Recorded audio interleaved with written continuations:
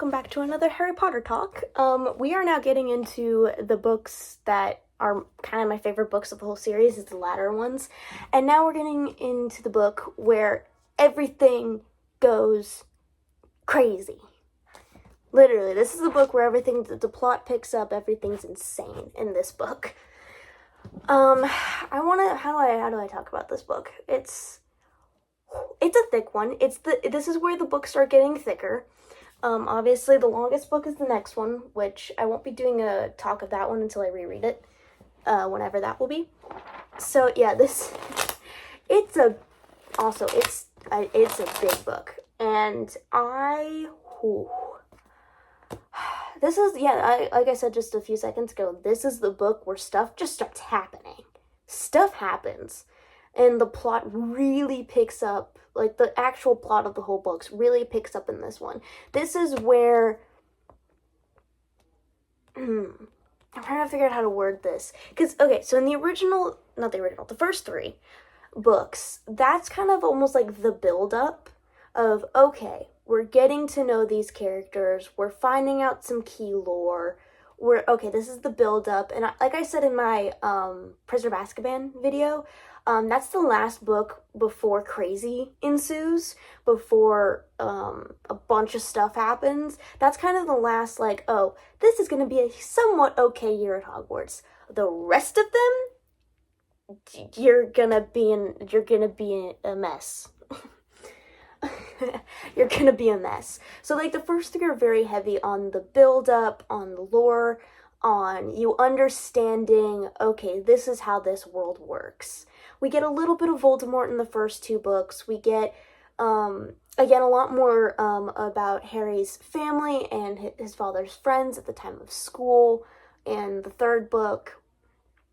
And we find out how his family was betrayed. There's no Voldemort in that book, which I think was actually really good idea for J.K. Rowling to do, is not put Voldemort in the third book and have the Voldemort be in this one, especially how Voldemort's revealed in this one.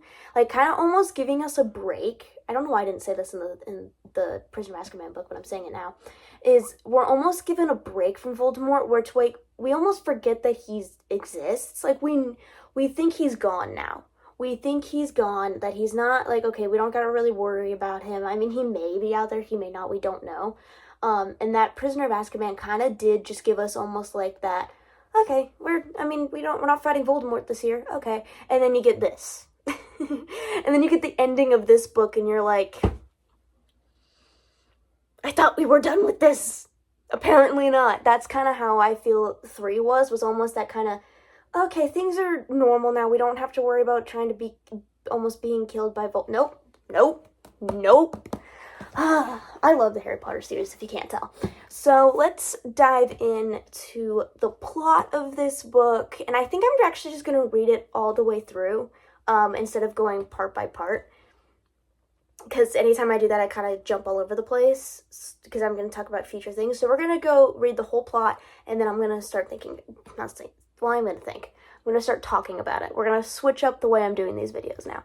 So, the plot, or the gist of the plot, this obviously isn't in detail. The gist of the plot of Harry Potter and the Goblet of Fire. During the summer, there's an attack at the Quidditch World Cup. The cloaked assailants resemble Death Eaters, the followers of Voldemort, or he who must not be named. When the school term begins at Hogwarts, Alastor Mad-Eye Moody is introduced as the new Defense Against the Dark Arts professor. Dumbledore announces that students from the foreign wizarding schools of Beauxbaton and Durmstrang will be arriving at Hogwarts to participate in the Triwizard Tournament. An artifact called the Goblet of Fire is placed in the main halls, and students are invited to nominate themselves for the tournament by putting their name into it. Although Harry does not nominate himself, he is mysteriously selected to compete against the older students Cedric Diggory, Fleur Delacour, and Victor Crumb. Harry is interviewed by the Daily Prophet reporter Rita Skeeter, who writes a scathing article portraying him as a disturbed attention seeker. Using the Hogwarts Flu Network, Harry speaks with his godfather, Sirius Black, who warns him about the Durmstrang principal, Igor Karkaroff, I don't know if I'm pronouncing that correctly, who is a former Death Eater. Sirius believes Harry's selection for the dangerous tournament is somehow connected to the attack at the World Cup. Hagrid alerts Harry that the first task involves a dragon. After Moody reminds Harry that he is an expert flyer, Harry uses his broomstick to fly past the dragon and accomplish the first task. As Christmas approaches, Harry asks a girl named Cho Chang to the Yule Ball, but she's already going with Cedric. Harry and Ron end up going to the ball with the twin sisters Parvati and Padme Patel. Ron is sullen as he observes Hermione dancing with Crumb. As the second task nears, Harry learns that he will need to rescue someone from a lake. Or from the lake. The Black Lake, I think is what it's called. The house elf Dobby gives him gillyweed, which allows him to breathe underwater long enough to rescue both Ron and Fleur's sister, Gabrielle. He is awarded extra points for his bravery and is tied for first place. In the third task, Harry and his competitors must navigate a maze of obstacles to reach the Triwizard Cup. Harry and Cedric reach the cup at the same time and decide to grab it together. They are immediately transported to a graveyard where Peter Pettigrew kills Cedric and subdues Harry. Using Harry's blood, he performs a ritual that returns Voldemort to bodily form. As Voldemort and Harry duel, their wands magically connect. The distraction allows Harry the chance to escape back to Hogwarts with the cup in Cedric's body. Dumbledore, McGonagall, and Snape discover that Moody is actually the Death Eater Barty Crouch Jr. when they administer him a truth potion. He reveals that he placed Harry's name in the goblet, supported him through the tasks, and ensured he was transported to the graveyard for the ritual. Crouch Jr. is handed over to the Dementors, who render him soulless with the Dementor's kiss. Recovering in the hospital wing, Harry narrates the events to Cedric's parents. He offers them his tournament winnings, but they refuse it, so he gives the gold to Fred and George Weasley so they can open their joke shop. During a memorial service for Cedric, Dumbledore tells the students that Voldemort has returned. So again, this is it very glosses over a lot of the details, a lot of the plot specifics, but that's the gist of this book. I would say, whenever I talk about these books, I always have to compare them to the movies because that's kind of the two forms that you can get this story from. Either you've just watched the movies or just read the books or have done both like myself. You kind of like, oh, if you're just a movie watcher, there's a lot of things in the Goblet of Fire movie that don't 100% link up with the book. One of the things that I thought was kind of interesting is, I think it was actually mentioned for the second trial, the second task, when Harry has to go into the lake to rescue Ron and it end up being Gabrielle. In the movie, Neville Longbottom is the one who gives him the gillyweed, while in the book, it's Dobby, and Dobby steals the gillyweed from Professor Snape's storage closet, like potions closet, and that actually comes back in later, because in the movie, they have a whole point of Snape cornering Harry and saying, like, hey, I think you're the one stealing from my potions closet. All of the things for a Polyjuice potion are missing, and how did you get that gillyweed is missing? And Neville being the one to get that was always super weird for me in the movie. I was like, so Neville, who's terrified of Professor Snape, as we know from the third movie and book, terrified of him, decides to sneak into his closet, his potions closet, or whatever you want to call it, and steal something from Snape right underneath his nose. That doesn't seem like something Neville would do, especially in the fourth book. Neville gets a lot braver as the books go on, but I always felt like that was a weird switch they did in the movie. And then obviously they establish in that scene that someone's been stealing Polyjuice potion ingredients from Snape, and he blames Harry for it. Harry, as a reference to Harry, Ron, and Hermione, made a Polyjuice potion back in the second book, the Chamber of Secrets, to turn into Draco's friends, Crabbe and Goyle, and I think it was Parvati Patil as well, to ask him if he was the heir of Slytherin, to try and find out if he was the heir of Slytherin, because Harry hates Draco and will accuse him of anything evil. We'll get to that when we get to the sixth book, which actually Harry was right in that sense, but we're still going to get to that later. That's where Hermione gets turned into a cat, because the hair that she got of Parvati, no, not Parvati Patil, who am I talking about? Sorry, I was talking about the wrong person. Who is the girl in Slytherin that we all hate? I know her name starts with a P, though. I can't remember her name now. I don't know why I said Parvati, because I read it. Because it's right here in front of my face. That's probably why. What was her name? I can't remember her name now, but comment down below if you remember the name. Let me know, because I can't remember. But yeah, they turn into, she gets cat hair and she turns into a cat, or half, like, she looks like a cat.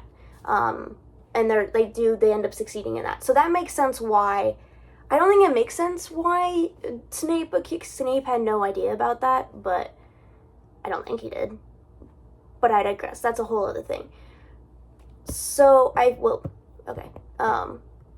Sorry to click something really weird. So, I do kind of want to talk a little bit about, there's so much stuff I want to talk about. Sirius Black, in this book specifically, he is not in a lot of, he is not in a lot of Goblet of Fire, the movie. And the thing being with that is his character in Goblet of Fire, the book, is very different from how he's portrayed in the movies, and I think for a reason. So he's actually in this book a decent amount. Harry, Ron, and Hermione sneak away to go, when they're at Hogsmeade, to go see Sirius in a cave. Like, he's in his animagus form as a dog. They go visit him in a cave and talk to him. That's extremely dangerous. Harry, because I remember, can't remember how many scenes it was, but he's actually a pretty big part of this book. Or not a big part, but he's a decent part of it. And Harry's like, you're still wanted for murder, Sirius. You should stay in hiding. You can't come. And Sirius is like, oh, it's no big deal. Your dad would totally love this. Like, we should do. Like, he was very, very, very reckless. Whereas in the movie, they made him seem, and in the 5th movie as well, they made him seem more responsible, more caring, more loving, and not being like, oh, but your dad would have loved this. He would have ate this up. This was great. I'm going to come visit you. You're going to come bring me some food. Whatever it was, he just kind of was very, was reckless, and he just did it for the excitement. Really is what he did. He did it for the thrill. Because that was something that he used to do all the time as a student, and how he kind of was as his personality. Whereas when we get to Order of the Phoenix, the blue book sitting right here, spoiler alert if you haven't read them or seen it. I don't know why you're watching these if you haven't read or seen them. He dies. And I think, but in that Order of the Phoenix, we get to know a more caring side of Sirius, the more godfather loving, like, hey, I care about you, Harry, side. Where I think with the movies, because of the fact that they can't put everything in there, they kind of had to, okay, let's just, to make the death hit harder, because again, this book's like 800 something pages, and Sirius doesn't die until the end of it. There are a lot of scenes and moments with Sirius in this book that is like, okay, he's actually a pretty decent father figure. And this one, if they would have kept all of Sirius's scenes, or at least some of them, where he was being reckless, and Harry almost being the adult in the situation, being like, hey, this is not a good idea, we should not do this. And he's like, no, it's fine, we're fine, I won't get caught, whatever. Then it probably wouldn't have hit as hard, his death in the movies, as it did if they would have kept in his recklessness from this book. Because there's character development for Sirius from this book into Order of the Phoenix. You kind of get like, okay, he's kind of learned to be a bit more responsible. He still doesn't like being cooped up in, like, hiding. He doesn't like being in hiding. Because he likes, being a part of things and being out in the world. He doesn't enjoy it. But you get a decent amount of character development from this. Like, Harry kind of knocks some sense into him in this book, and I think a little bit in Order of the Phoenix. Again, I have to reread that. But he does knock some sense into Sirius. Is almost like, hey, you're supposed to be the adult in this situation. You're supposed to be the one telling me, hey, I should not be doing this. This is dangerous. You should be extra careful. When it came to talking about the Triwizard Tournament. Sirius, obviously Sirius is like, hey, it was probably rigged. Somebody put your name in the Goblet of Fire, but this is so cool. You're, like, you fought a dragon, let's go. Like, he was concerned, obviously, but he still was, like, very supportive of, like, hey, go at it, this is great. And Harry's like, I almost died fighting this dragon, and you're telling me, like, let's go, that was great. I almost died. Like, and Harry almost dies a lot. But I do find that so funny that Harry, you see a lot of, like, Harry, like, in this book, Harry kind of grows from being the kid that we knew in the first three to, because he sees a lot in this book.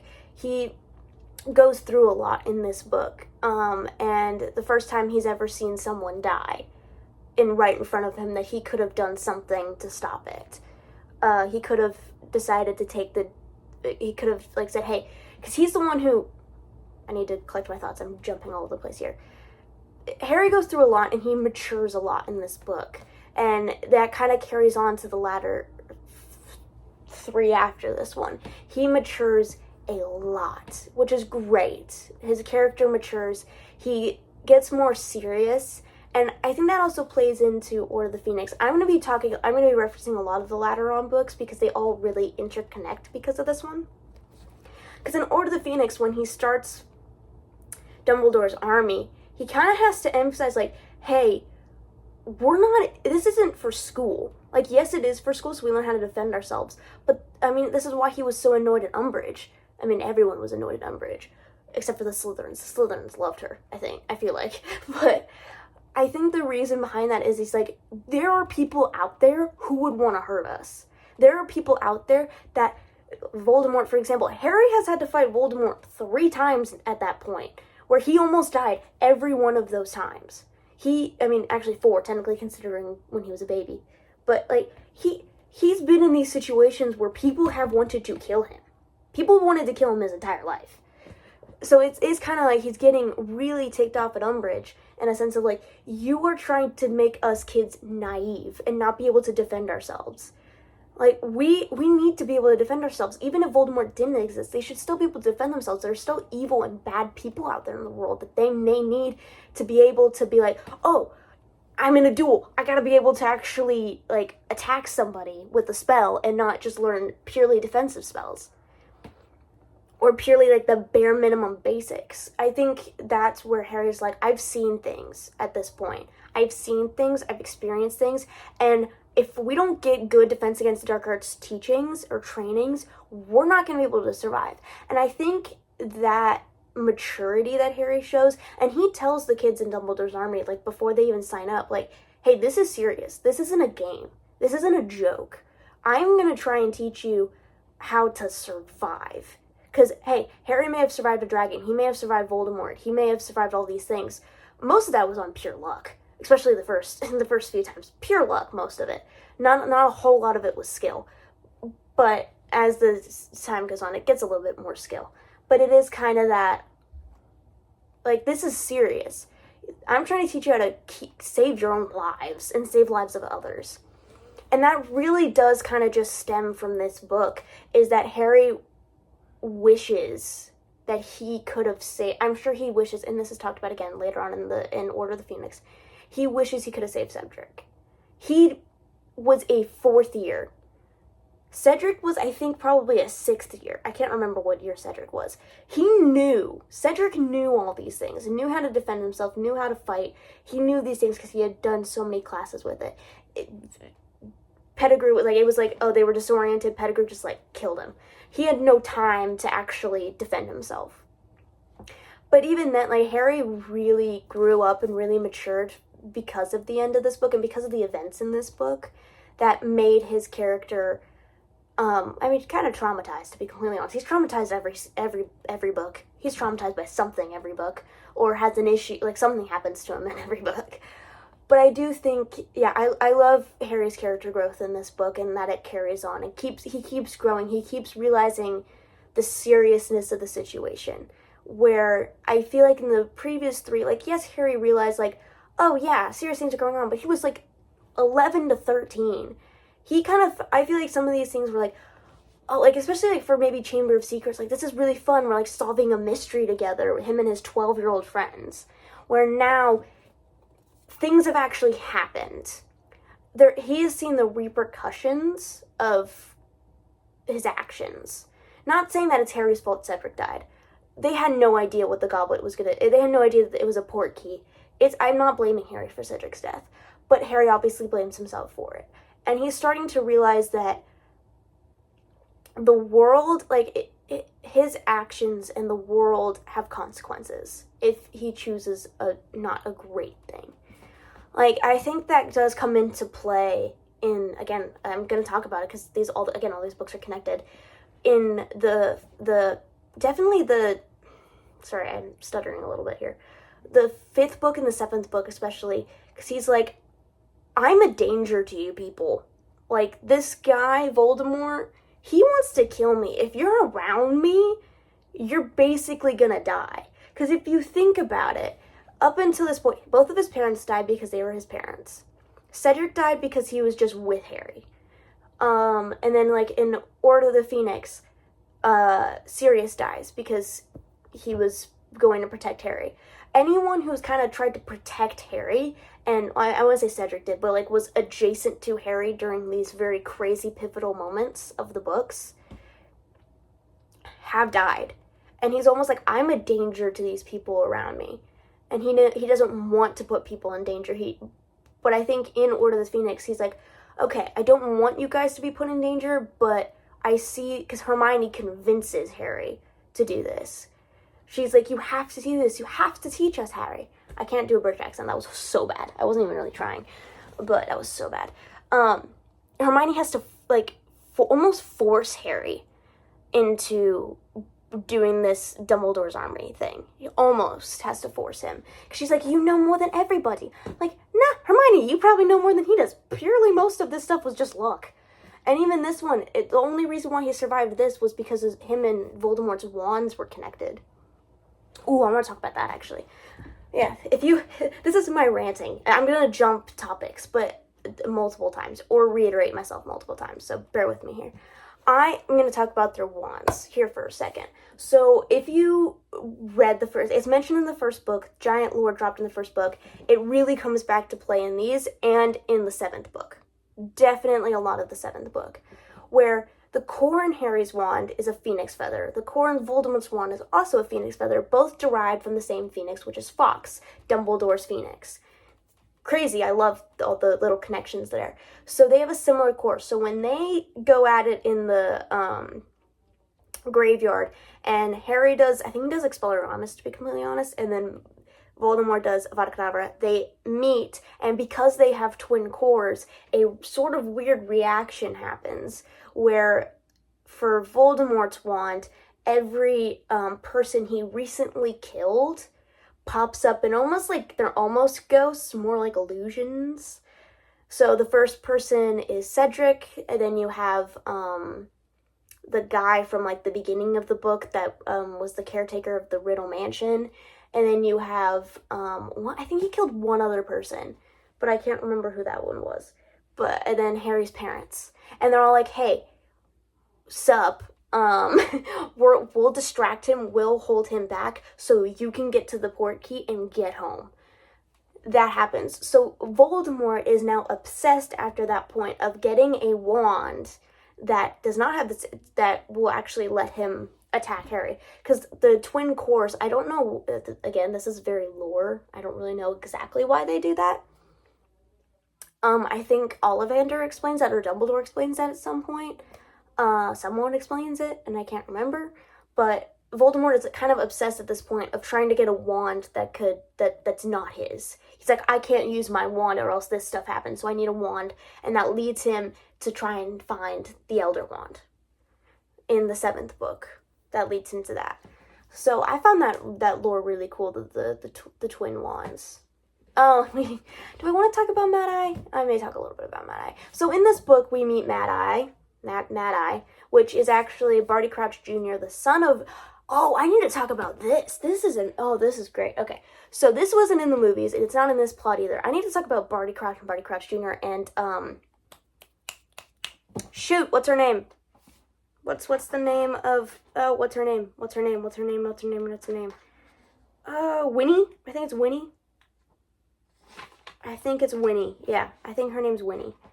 Barty Crouch's house elf. I'm pretty sure her name's Winnie.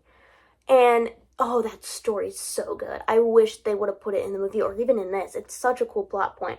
So basically, Barty Crouch, he dies in this, and his son kills him, transfigures him into a stick, and buries said stick, or bone, or whatever he transfigures him into, and buries him on the grounds of Hogwarts.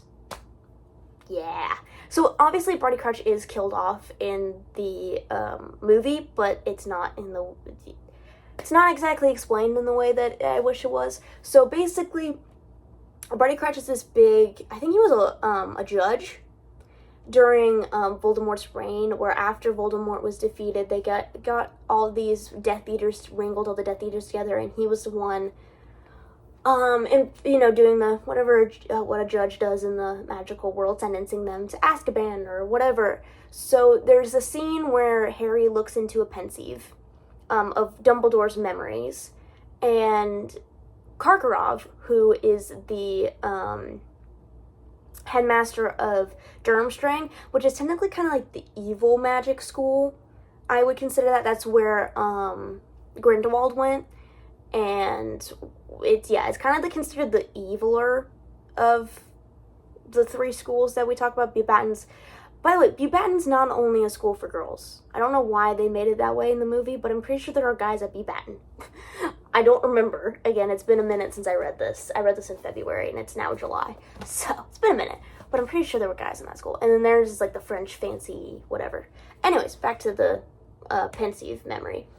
And basically, so Karkaroff starts listing off, so he doesn't go to Azkaban, starts listing off a bunch of Death Eaters. And he lists off Snape, he lists off a few others. I can't, like, I think Bellatrix Lestrange is one of them later.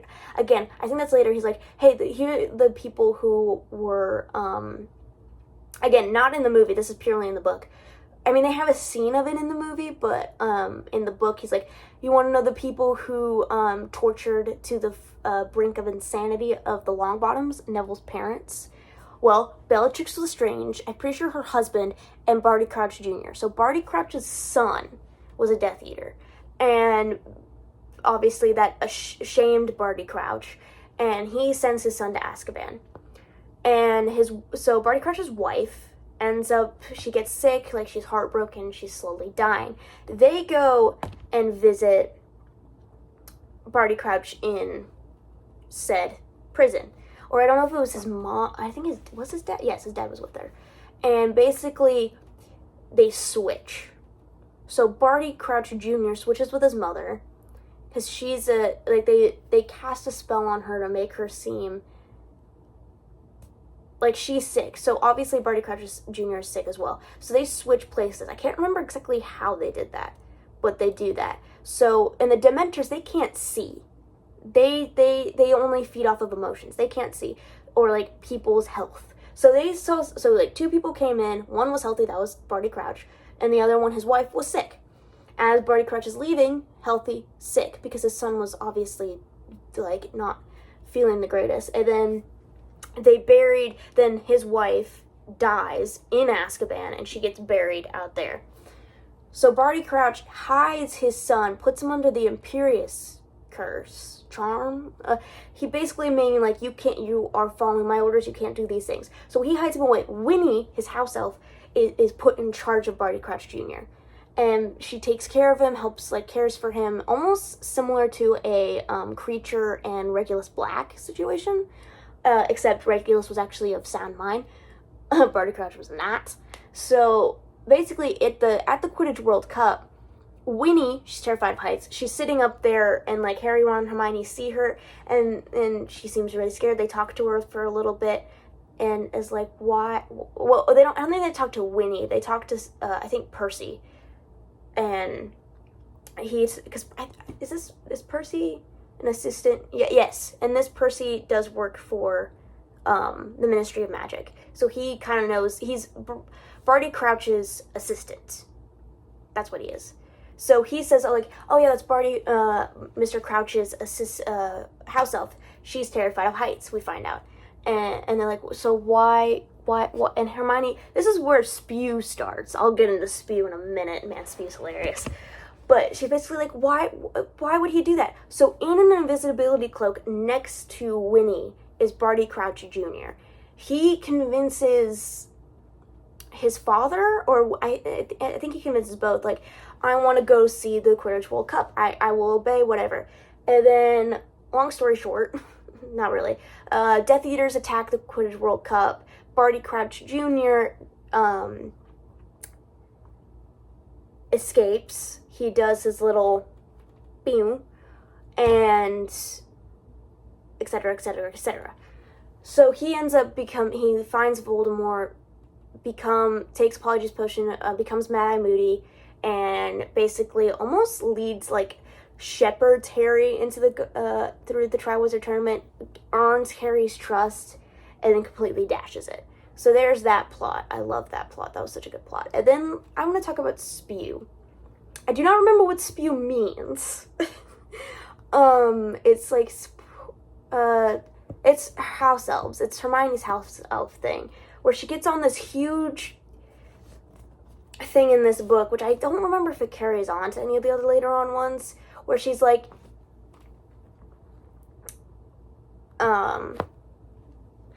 house elves should be treated better. They should be getting paid. They should be blah, blah, blah, blah, blah. They should not be treated as slaves. And Ron, being of the magical world, is like, house elves actually enjoy this. Dobby did not. Dobby, well, he had horrible masters. That's probably why. Dobby actually is working in the kitchens of Hogwarts, and so's Winnie, because she gets, Barty Crouch Jr. Barty Crouch fires her, the dad, because she loses his son. And he knows that, but he doesn't say that to anyone else. He just fires her because of, I can't remember the reason, but he just fires her. So she goes to Hogwarts, and she works in the kitchens. House elves work in the kitchens. Dobby works in the kitchens now, and he gets paid. He gets paid like 1 shilling or ingot, not ingot, but what, he gets paid something, very basic of something. And Hermione's like, yeah, why aren't you guys like Dobby? Why don't you want to get better benefits? And all the house elves are like, they don't like Dobby, they're ashamed of Dobby, and they even say to them like, oh, ignore him, we don't like that, that's not right, that's not normal, we love being servants. And Ron's even like that, like, this is their joy, they love doing this. There are only a few one-offs like Dobby who don't actually enjoy doing this. So Hermione goes on a whole thing, and it's really funny to read, because I'm like, girl, I get it. Yeah, yes, I totally feel like house elves should be treated way better. But if they don't want to, I kind of side with Ron on that. I'm like, I feel like you would just make them miserable if you did this. If they're going to be miserable, they're happy now. If they're going to be miserable if you try and give them wages, then let them be happy. Like, if that's, because that's kind of how they were created. House elves were created to serve, I guess. I don't know. That's just lore. I somewhat agree with Hermione of like, yeah, they should be treated better. They shouldn't be treated horribly, but they also don't, like, if they enjoy doing what they do, then we shouldn't force them to do something else. So there's my little spew about spew. Rita Skeeter, I guess. And her character, I mean, isn't super important, but she does end up being a illegal animagus, and one of Hermione's best scenes, no, I am talking about this, one of Hermione's best scenes is she captures Rita Skeeter as a beetle. That's what Rita Skeeter's animagus is, which totally makes sense for her personality, and basically says, this is like at the end of the book, she shows Ron and Harry, she's like, oh yeah, this is Rita Skeeter, I caught her in a jar, and they're like, what? Why did you do that? And she's like, well, I told her I'd let her go if she stops writing horrible stories about me and Harry and whatever. But if she does write horrible stories about me and Harry, I will tell the Ministry of Magic that she's an illegal animagus. Hermione is so good in these books. She has such a great personality. And obviously, majority of this book, actually, Ron and Harry aren't talking. Ron and Harry have some beef because Ron thinks that Harry found out a way to put his name in the Goblet of Fire, and Harry is not an attention seeker. He really hates any of the attention he's gotten, and Ron, being Harry's best friend, feels like he's kind of in his shadow, where Ron being one of, like, 8 kids, hold up, Bill, Charlie, Fred, George, Ginny, Ron, and Percy. 7 kids. He's always kind of he's almost like the middle child, too, or like one of the younger ones. Maybe not the middle child, but close enough. So he always feels like he's hidden in the shadow. He's not, like, he doesn't get a lot of attention. and then, you know, being best friends with Harry, you kind of get less attention, him being Harry, so he's very jealous of Harry in this book. So, yeah. I feel like Harry and Ron in this book and in Order of the Phoenix both kind of have a jealous streak, where in this one, Ron's jealous of Harry, and then in the next one, Harry's jealous of Ron, which is great. Very funny for plot, and I love the character development of that. They're still best friends, though. They're still best friends.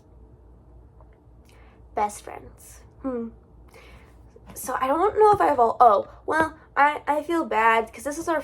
Oh, I feel so bad. So, I'm a Ravenclaw. That's my house. I'm very proud of it. And I'm one of the minor houses. I consider that... the minor houses, because, again, they're not main characters. They're not houses that we mainly focus on, are Hufflepuff and Ravenclaw, while we mainly do focus on Gryffindor and Slytherin. That just kind of happens when your main characters are not Slytherins. You have the bully, and a lot of important characters are Slytherins, and then you obviously have your main trio being Gryffindors. So it makes sense. This book, I feel so bad for the Hufflepuffs in this book, because their character, like the character that is the most well-known Hufflepuff you meet in this book, Cedric Diggory, he dies at the end of this book.